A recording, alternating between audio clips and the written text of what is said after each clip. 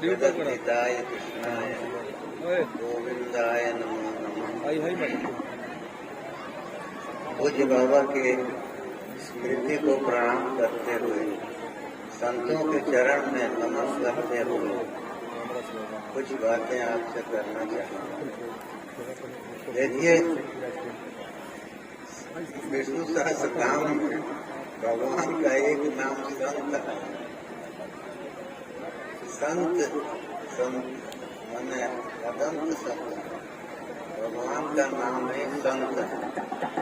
तो माने ये संत जो है वो भगवान के स्वरूप, तो इनका सम्मान, इनके प्रति नमन, इनकी पूजा ये गृहस्थ को अवश्य फल देती है। और हमको, आपको, सबको इसके प्रति सावधान रहना चाहिए। लोग कहते हैं, कभी तो हमने सुना, हमने से कहे हैं कि हमारे में और उनमें क्या अंतर है। वो लोग भी मठ मकान रखे हैं, हमारे यहाँ भी है, तो नहीं, वो उनके मठ में और आपके घर में अंतर। आप उससे एकदम बंधे हुए हैं। घर का एक कोना अगर कहीं चूने लगा तो आपके हृदय पर चोट लगेगी। संत का वो लगाव उस मठ से नहीं। मठ में रहना है तो उसको ठीक तो रखना होगा, लेकिन हम आप जैसे अपने घर के लिए मरते हैं वैसे संत नहीं मरते। वो भगवान के लिए मरते हैं और भगवान के प्रति समर्पण में उनका जीवन बीतता है। और उनकी हर क्रिया लोक कल्याण के लिए होती है। गोवर्धन में, ब्रज में जो लोग गए होंगे तो वो देखे होंगे, गोवर्धन में पंडित जी रहते थे, पंडित गया प्रसाद। तो वो वैसे ही रहे, गृहस्थ में थे तो उसी देश में ही रह गए। लेकिन जब तक ब्रज में रहे, शरीर में सामर्थ्य थे, तो रोज गिरिराज जी की एक परिक्रमा करते थे। और फिर जब शरीर शिथिल हो गया तब तो नहीं कर पाते थे। तो ठीक से याद नहीं है, 82 में या 83 में हम उनका दर्शन किए थे। तो गए पहली बार, हमारे साथ एक संत थे, निर्मल संप्रदाय, तो वो लाल कपड़ा पहने हुए थे, साथी थे हमारे। तो हम लोग दोनों आदमी पहुंचे पंडित जी के यहाँ, तो देखे वो 90 के ऊपर चल रहे होंगे, लेटे थे, लेकिन वो लाल कपड़ा देखते ही उतर गए नीचे। और उसका शरीर उनका ठीक था, अपने उतर गए। एक पाटा था लकड़ी का, तो नीचे बैठने का पीठ की ओर सहारा देने का था, तो उस पर बैठ गए और सामने आसन दिलवाए तो उनको बैठा। हम उनके बगल में बैठ गए। तो पंडित जी का ये था कि वो निरंतर भजन करते थे और रहते थे मंदिर में। वो लिखा है ना, भगवान भागवत में आया है, कहते हैं कि मध्याम निर्गुणम स्मृतम, हमें हमारे धाम में, हमारे मंदिर में वास जो है वो निर्गुण वास। उनसे उनको कोई मतलब नहीं है, कोई मठ मकान कुछ बनवाए नहीं और वही जीवन बिताए। एक बार उनके किसी शिष्य को मन में आ गया कि हम पंडित जी का कुछ वो कर भक्त थे अच्छे, तो लोग भक्तों में घूम घूम के कुछ पैसा जुटाए। अब पैसा जुटा के अब कहे कि इससे कुछ बनवा दें, महाराज तो ले आए जुटा के। तो पंडित जी से कहे कि गुरुदेव जी हम ले आए, चाहते हैं कि इसका पंडित जी कहे कि हमको गुरु मानते हो तो हमारी आज्ञा का पालन करोगे। कहे कि सलाई ले आओ, ये सारा पैसा खोल के यहाँ सब रखवा दिए और कहे कि सलाई ले आओ और उससे इसमें दिल्ली जला के आग लगा दी, सब नोट जल के राख। तो अब वो स्वाभाविक है कि इतना परिश्रम करके जो जिताया था वो दुखी तो बहुत दुखी हुए। पंडित जी कहे कि घबराओ मत, जाओ बिहारी जी का दर्शन करो। तो गोवर्धन से उनको भेज के बिहारी जी का दर्शन करने वृंदावन कहे कि बिहारी जी का दर्शन करो, बिहारी जी का प्रसाद जो मिलेगा वो लेगा। तो गए, दर्शन किए, दुखी तो थे, हाथ जोड़ के हाथ जोड़ के खड़े थे। उनके बगल में एक टोकरी से मिली, उस टोकरी में वो सभी नोट थे जो जलाए गए। पूरा सबके उनको तो मालूम था, वो दिन उनके रखे थे, तो सभी वही नोट पूरा का पूरा उसमें था। पंडित कहे थे कि वहाँ तुमको कुछ प्रसाद मिलेगा तो ले लेना। तो प्रसाद दिए और लेके आए। तो पंडित जी ने कहा कि अब जो कुछ करो हमारे लिए इससे कुछ करो। तो संत जो है वो मुक्ति और मुक्ति दो है ना, भोग और मोक्ष। तो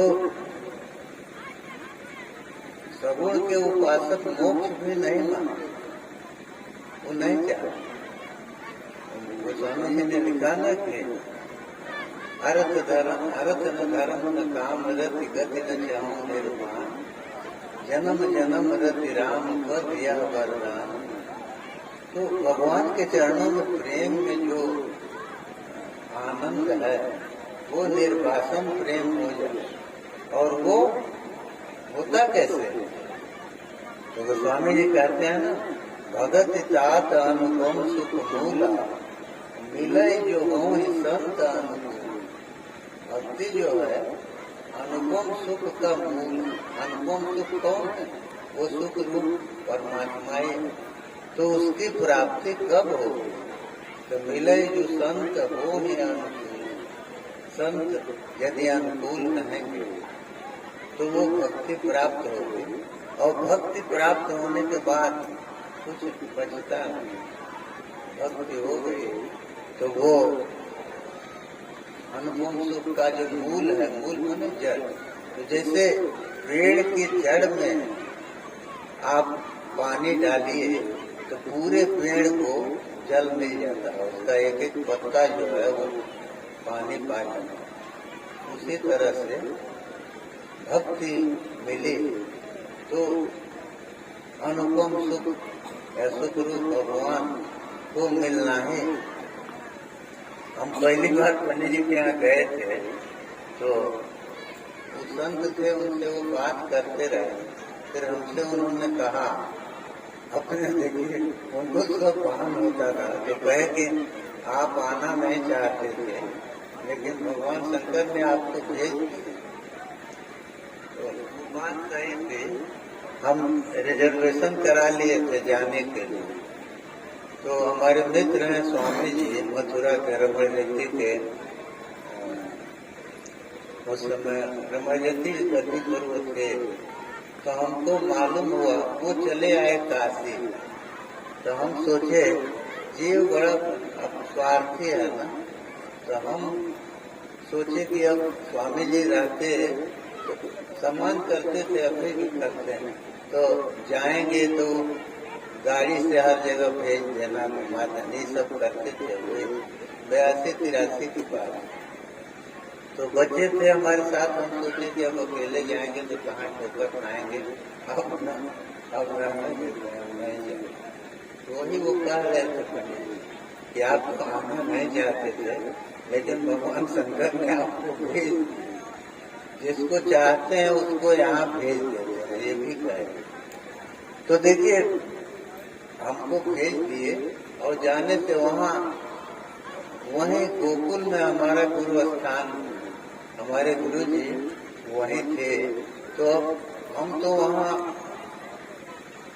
किसी न किसी माध्यम से ही पहुँचते ना, हम तो जानते नहीं थे गुरु जी। लेकिन संत की महिमा, पिताजी हमसे कहे थे कि समय पर हर चीज मिलती है और आध्यात्म के मार्ग में गुरु को नहीं खोजना पड़ता, गुरु शिष्य को खोजता। तो बात सही है, शिष्य कहाँ से, तो गुरु को पहचान ही नहीं पाया कि इसी रूप में सब लोग घूम रहे हैं। तो कौन गुरु है ये तो हम नहीं जानते। गुरु समर्थ है वो तो जानते हैं, ये हमारा शिष्य है, इसको यहाँ से आगे ले जाना है। तो वही कहे थे कि आध्यात्म में गुरु शिष्य को नहीं खोजता, शिष्य गुरु को खोजता। तो संतों की कृपा से भक्त मिल गई। अरे शिष्य हम कहते हैं कि हम शिष्य हैं, ये हमारे गुरु जी हैं, तो नाता क्या है? सबसे बड़ा नाता तो केवल भक्ति का नाता है। तो उसमें आया है ना गुरु गीता में, न गुरोर अधिकम न गुरोर अधिकम न गुरोर अधिकम न, तो माने गुरु से अधिक, गुरु से बड़ा, गुरु से श्रेष्ठ कोई नहीं, ये उसमें दिया है। और कहा मूल इसमें क्या है? तो शिव शासन तह शिव शासन तह शिव शासन तह शिव शासन तह, ये भगवान शंकर का शासन है, उपदेश। भगवान शंकर कहते हैं कि गुरु से अधिक कोई। भागवत में भी यही आया है। जड़ भरत रघुगण को उपदेश दे रहे हैं, तो उन्होंने ये कहा कि राजा थे रघुगण, तो कहा कि राजन ये जो है ये 8वीं से पार होना है, तो इस मन को मारो, मन को मारने का प्रयास करो। तो अब प्रश्न ये है कि मन को मारेंगे कैसे? मन जो है शत्रु तो है, अत्यंत चंचल है, एक जगह रहता नहीं। ठीक है, एक जगह क्यों नहीं रहेगा? भीतर ही रहता है शरीर के। तो भीतर वो जैसे पक्षी का घोंसला होता है ना, तो पक्षी के घोंसले पर वो सवेरे ही छोड़ देते हैं, और फिर वो कब उसमें आएंगे कोई ठिकाना नहीं।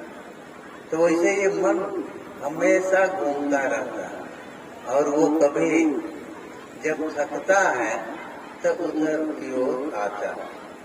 तब प्रश्न ये है कि पूरी आध्यात्मिक यात्रा तो उसी मन पर है, और वो मन जो है एक जगह रहेगा नहीं। एक जगह नहीं रहेगा तो होगा क्या? अरे हमारी बस में आंख बंद कर, तो आंख बंद करने में होगा क्या? आंख बंद करेंगे अंधकार दिखाई देगा, अब बोलेंगे संसार दिखाई देगा, यही जो दिखाई देगा। अब वो जो है वो जो दिया न कि ज्योति जन योगिनो यदि परम न्यायंति ध्यायन्ते अस्माकं तु तदेव लोचन चमत्काराय भूया चिरम कालिंदी पुलिने सुजत की कपितम नीलम महो धावत। तो भक्त कहते हैं कि योगी जो है ध्यान और अभ्यास है, ध्यानाभ्यास रतेन, ध्यान और अभ्यास करते करते योगी जो है वो प्रयास करके और किसी योद्ध की वो प्राप्त करते हैं, तो कहते हैं कि उसका वो ध्यान करते हैं तो करते रहे।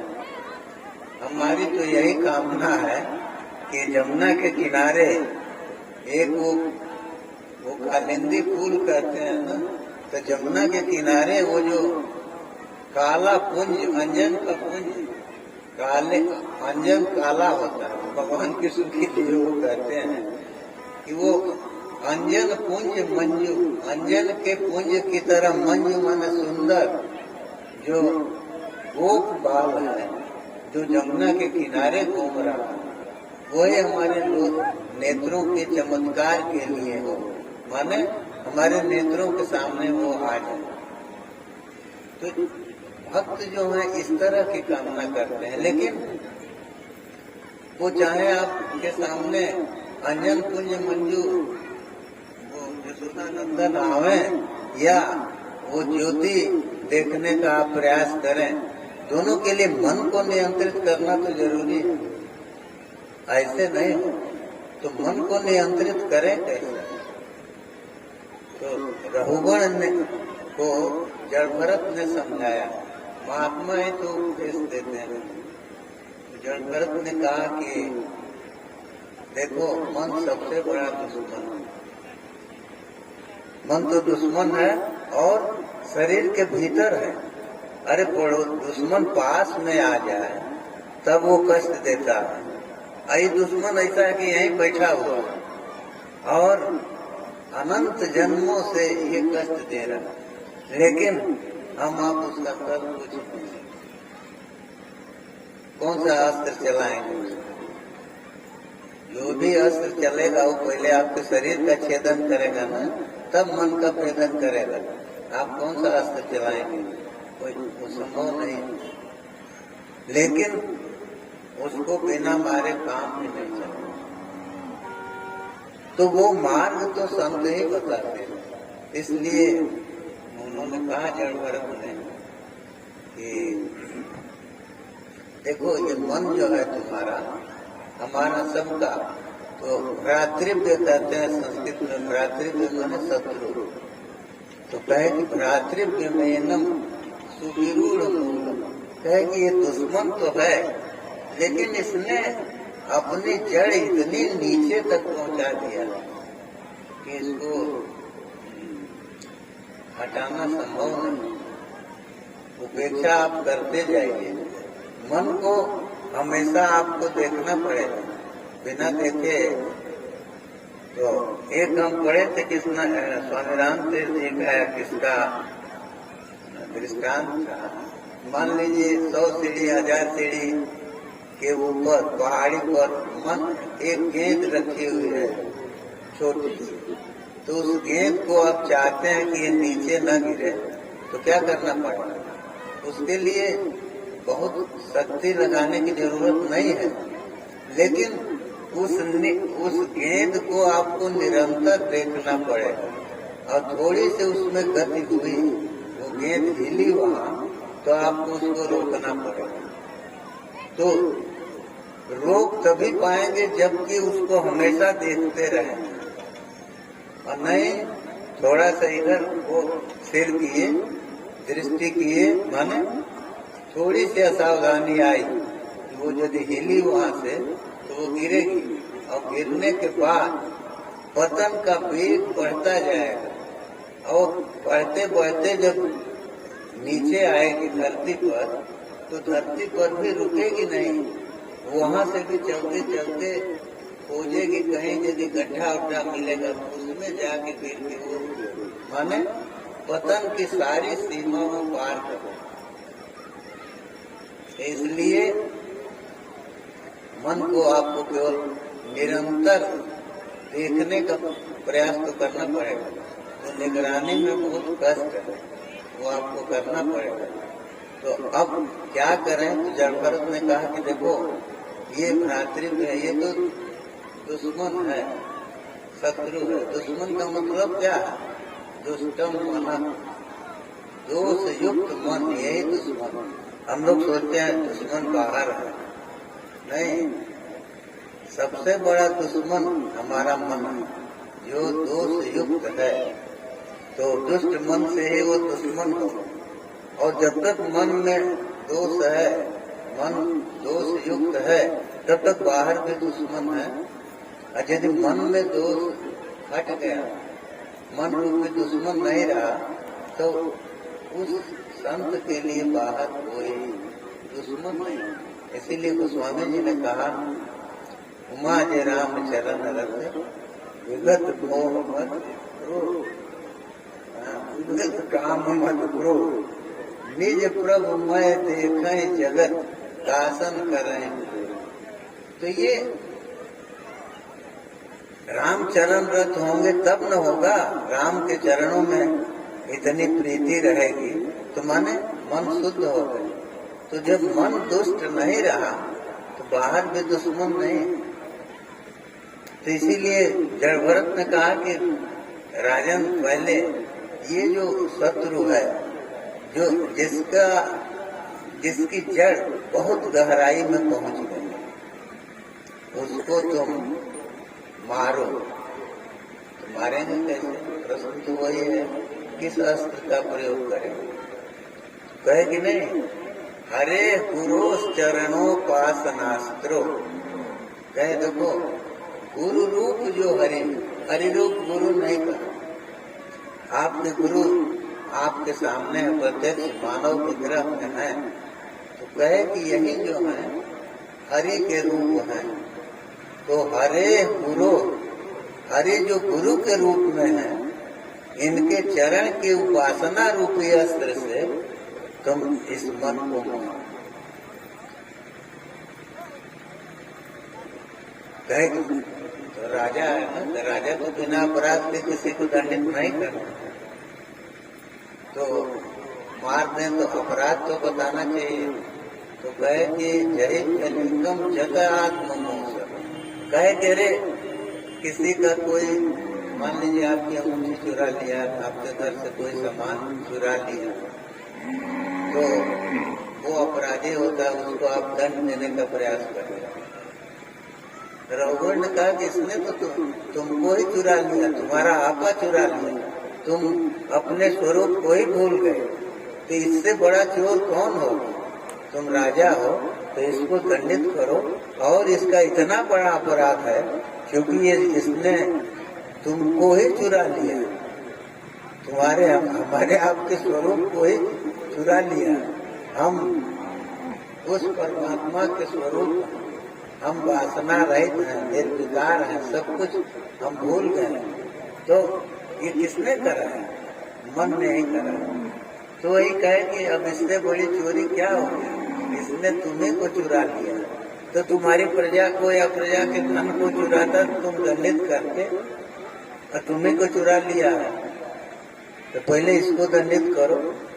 और इसको दंडित किए बिना, इसको जीते बिना तुम विजयी नहीं कहे जा सकते। और लिखा है ना, जितम जगत के न मनोहित। किसने जगत को जीता? बहुत लोग आप इतिहास में पढ़ते हैं, सिकंदर विश्व विजय पर निकला। लोग पहले छोटे राजा होते थे तो अपनी सीमाओं को बढ़ाते थे और तो मने पास के राजाओं को जीतते थे। तो जीतने का एक स्वभाव होता था राजाओं। तो कहे कि ठीक है, तुम भी राजा हो, जीतने का तुम्हारा भी स्वभाव है, तो तुम मन को जरूर जीतो। मन को मारना तो मन को जीतना, मन को जीतो, इससे बड़ा दुश्मन कोई नहीं। और तुम्हारा काम है कि जो प्रजा के शत्रु हैं, जो राज्य के शत्रु हैं, उनका समन करो। तो इतना बड़ा शत्रु तुम्हारे भीतर बैठा है, तुम यदि उससे हार गए, उसको जीत नहीं सकते, तो तुम प्रजा का शासन क्या करोगे? तुम किसको दंडित करोगे? वो दुश्मन तुम्हारे भीतर बैठा है, उसका तुम कुछ कर नहीं सकते। माने तुम्हारे जैसा निर्बल व्यक्ति जो इतना नहीं कर सकता कि इतने नजदीक जो शत्रु है उसके ऊपर नियंत्रण पा सके, तो फिर तुमको यार राजा नहीं रहना चाहिए। नहीं तो इसको जीतने का प्रयास करो। तो सब तो उपाय बताते हैं, तो उन्होंने कहा कि उपाय एक ही है, हरिरूप गुरु के चरणों की उपासना। माने गुरु ही तुम्हारे वो भगवान के स्वरूप हैं, भगवान के रूप में वही हैं। तो इसलिए उनके चरणों की उपासना करो। तो भगवान ने कहा ना, अवजानंत इमाम मूढ़ा मानुषिन तनुमाश्रितम। भगवान कहते हैं कि लोग मूढ़ जो हैं वो हमारी अवज्ञा करते हैं, अपमान हमारा करते हैं। हम मनुष्य शरीर में गुरु के रूप में हैं, तो अवजानंत इमाम मूढ़ा मानुषिम तनुमाश्रितम, मनुष्य शरीर में हम आए हुए तो हमारी वो लोग अवज्ञा कर रहे हैं।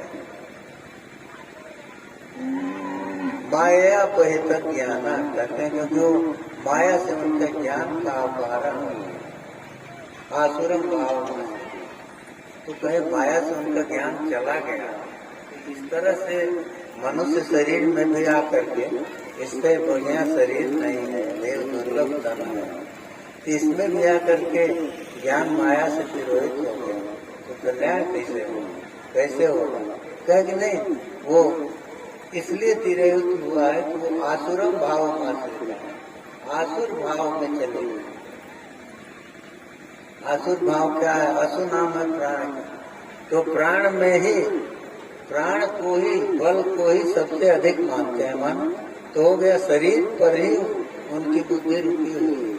तो वो गीता में जैसे दिया ना, और दिन रात हम लोग यही सोचते हैं, असो में आता शत्रु हनिष्ठे चापरान, इस शत्रु को हमने दबा दिया और दुश्मन में उनको भी लगाए, दबा देंगे। ईश्वरो हम अहम भोगी सिद्धो हम बलवान सुखी, यही हम लोग सोचते हैं, हम ईश्वर हैं, ईश्वर में नियंता। लोग आज पूछिए किसी से, ये अगर पूछे कि वाह ओकरा कंपनी में सही आदमी कटा था, ये ईश्वर तो ईश्वरो हम अहम भोगी, अहम भोग प्राप्त कर, सिद्धो हम सिद्ध आदमी जो है। अब वो कहेगा ना, अरे वो आया बहुत परेशान था, उसको कोई कुछ नहीं बता सका, हम गए कुछ डॉक्टर के पास जाओ, वहाँ से ये हो जाएगा। तो हर आदमी अपने अहम से पीड़ित है, तो वही वो कहे सिद्धो हम बलवान सुखी, और बलवान है हम और सुखी। तो सुखी हम आप या कोई तब तक सुखी नहीं रह सकता जब तक हमारा पड़ोसी दुखी। कैसा? आप मलाई खाइए, बगल में वो जो है उसको सूखी रोटी भी नहीं मिल रही, तो वो आज भले न बोले, ये जो जितना विद्रोह हो रहा है कारण उसमें वही है। कब तक आदमी भूख सहे? हम आप तो पिशाच हो चुके हैं, हम दूसरे को कुछ देंगे नहीं। हम थाली में जो भी आया खा जाएंगे, जूठा कर देंगे, भले बाद में फिर उसको हम पहले निकाल के किसी को दे नहीं। तो ये भावना जब है तो दुख तो भोगना। और कोई भी व्यक्ति अपनी भावना से ही सुखी होता है और अपनी भावना से सुखी होता है। सुख कहीं बाहर पड़ा नहीं है कि वो लेके शरबत की तरफ हो के कोई पिला देगा। सुख पाने के लिए, सुख पाना हो, अपनी आदतों को छोड़ना पड़ेगा, अपने मन को बदलना पड़ेगा। तो उसी में न कष्ट है। मन हमेशा, अच्छा देख बताइए, हम दुखी क्यों होते हैं? आप सामने से आ रहे हैं, हमने सोच लिया कि हमको प्रणाम करें, और आपने प्रणाम नहीं किया, हम दुखी हो गए। अब हम दूसरे से कहेंगे हमारा अपमान कर दिया। अरे वो पता नहीं आपको देखा नहीं देखा, आप सोच क्यों लिए कि आपको प्रणाम करें? क्यों प्रणाम करेगा?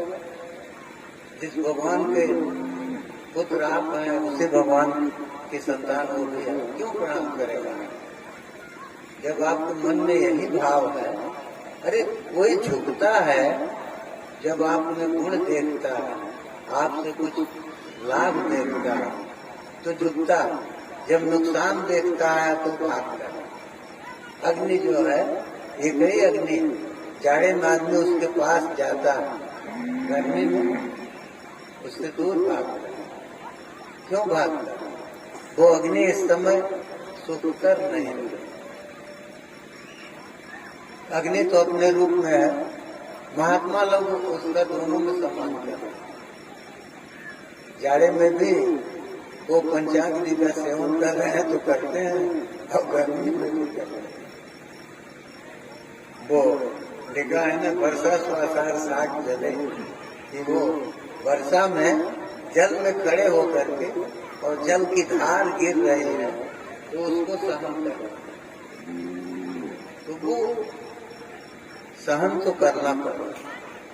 गोस्वामी जी लिखे ना, बूंद आघात सहाय गिर कैसे, हल्के वचन संत सहज। तो शरीर जब तक है तब तक संसार है, संसार है तब तक हमको आपको सहना तो है, सहना पड़ेगा।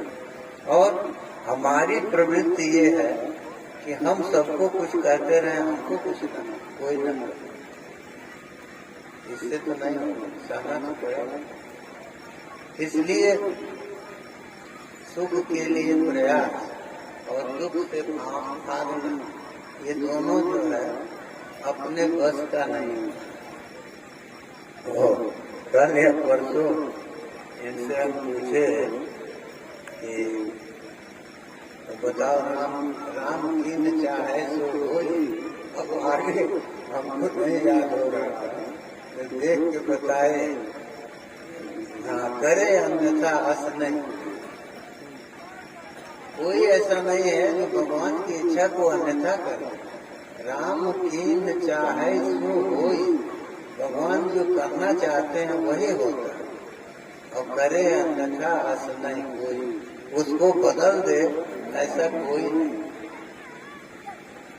तो हमको कुछ भी चाहना तो उसके लिए भगवान से ही प्रार्थना करें। और वो अकारण करुण है। वो गोस्वामी जी कहते हैं ना, बिन सेवा जो द्रवय दीन पर राम सरिस को, तो बिना सेवा के द्रवित हो जाते। लेकिन किस पर? दीन पर। दीन होना आसान नहीं। दीन का मतलब जिसके पास कुछ नहीं। तो हम भिक्षा मांग रहे हैं, हमारे पास कुछ नहीं है, एक समय का भोजन नहीं है, लेकिन हमसे आप बात करिएगा, आप कहिएगा कि आपका दुश्मन तो कह रहा था कि ऐसा कर देंगे, तो उस हालत में भी हम यही कहेंगे, अरे वो क्या करेगा, उसको जहाँ एक बार दिल्ली पहुँचाएगी ठीक हो जाएगा। अब दिल्ली में सुप्रीम कोर्ट, जहाँ एक बार दिल्ली पहुँचा दिए कि ठंडा जाएगा। अब अपने ठिकाना नहीं है किसी चीज, लेकिन अहम ऐसा है कि हम उसको दिल्ली पहुंचाने की सोच रहे हैं। अपने लिए नहीं सोच रहे हैं कि हमारी क्या।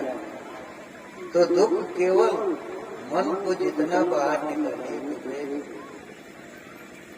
मन बाहर नहीं निकलेगा, भीतर रखने का प्रयास हम आप करेंगे तो सुख मिलेगा। और सुख या दुख अपने अनुभव से। तो देखिए वो लिखा है ना, संत सदा अनुगंतव्य जगत संत, संतों के पास हमेशा जाना चाहिए। वो कहे कि वो उपदेश नहीं देंगे, क्या मत दें, क्या ईश्वर कथा शाम, तो वो ठीक है, बात करते करते जो विनोद में आके जो कुछ बोलेंगे वही उपदेश हो। तो ऐसा नहीं है, बाबा तो उत्तर देते थे, और जितने लोग बाबा के संपर्क में रहे हैं सबके ही अनुभव बिना पूछे उत्तर देते। एक बार हम गाड़ी में आ रहे थे, यहीं बंद करेंगे, बाबा को प्रसंग आ जाएगा, आ गया तो हम कहे सुना के गाड़ी में आ रहे थे, तो यही सोच के आ रहे थे कि बाबा कहते थे, स्वामी जी ने लिखा भी है, जननी समझे करनारी रंग पर आए किस भारी, तो इसको कहा करते थे। तो हम कहे कि ये बाबा कह तो रहे हैं, संतों ने कहा सब, और हमको कोई कहे उस पर बोलने को तो घंटे 2 घंटे बोलते रहे हैं, लेकिन बोलना और उसको आचरण में लाना तो बहुत अंतर है। तो हम कहे कि ये बिना ईश्वरानुग्रह के संभव, ईश्वरानुग्रह चाहिए, बाबा का अनुग्रह चाहिए, बात कही बिना अनुग्रह के नहीं संभव है। यही हम सोचते चले आ रहे हैं। तो गए कैलाश भवन में, बाबा संयोग से दोपहर में निकल आए। अब कोई नहीं था, निकल आए पर बाहर निकल आए। बाहर निकल आए तो हम जाके, जानते हो ऐसे शुरू करते थे सबको, जो लोग साथ वो ये नहीं कि तुम ऐसा सोच रहे थे तो यही सब भूमिका उन्हें, जानते हो शुरू में हम घर छोड़ दिए। ये पूरा एक एक शब्द केवल बाबा हमारा, जानते हो शुरू में हम घर छोड़ दिए। मन बड़ा चंचल, हमने पुरुषार्थ किया, भगवान का अनुग्रह हुआ, मन शांत हो गया। 3 साल हो गए, सब एक सब नहीं है। भगवान का अनुग्रह हुआ, मन शांत हो गया। 3 साल हो गए। ये कह के और फिर कहे कि पुरुषार्थ करो, अनुग्रह होगा। ये सुनाए इसीलिए कि संतों के पीछे राजा भी इसीलिए भागता है, उनके मुंह से कुछ निकले। तो बाबा कहे तो हमारे मन में ये विश्वास हो गया कि हमारे प्रयास से बड़े कुछ न हो, लेकिन उनकी वाणी से तो कहे में प्रयास करो, अनुग्रह होगा। तो ये संत में भक्ति की भावना और कुछ नहीं है। लेकिन हमको कब सोचते हैं किसी जन्म का पुण्य होगा कि बाबा के चरणों में अनुराग मिला, और तो कुछ नहीं मिला इस वजह से। तो वो अनुराग जो है वो शायद कभी विराग में परिणत होते और कल्याण कर देगा। बस विराग में